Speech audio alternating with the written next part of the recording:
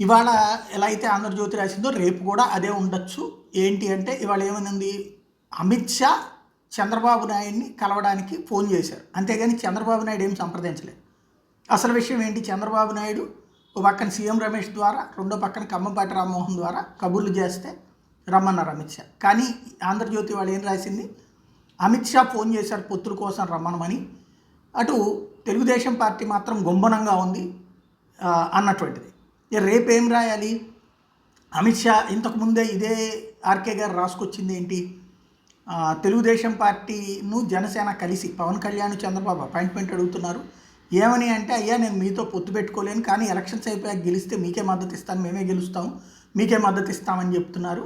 అందుకోసం అపాయింట్మెంట్ అడిగారు. ఇప్పుడు మరి చంద్రబాబు నాయుడు గారు ఇప్పుడు ఏదైతే పొత్తులకు సంబంధించి వచ్చినటువంటిది 8 సీట్లు బీజేపీ అడుగుతోందని, వీళ్ళేమో 2 ఇస్తానన్నారు, 4 ఇస్తానన్నారు అన్నటువంటి ప్రచార నేపథ్యంలో రేపు ఇక రాయాల్సింది ఏంటంటే, బాబు కోసం చాలాసేపు వేచి చూశారు అమిత్ షా. బాబు రాగానే లెగిసి నిలబడి దండం పెట్టారు. ఆ తర్వాత చంద్రబాబు సరే కూర్చోండి మీరు కూర్చోవాలి, మీరు హోంమంత్రి అని చెప్తే, అలాగే సార్ మీలాంటి పెద్దవాళ్ళ ముందు నేనేంటి అని కూడా రాసిన ఆశ్చర్యపోనక్కర్లేదు.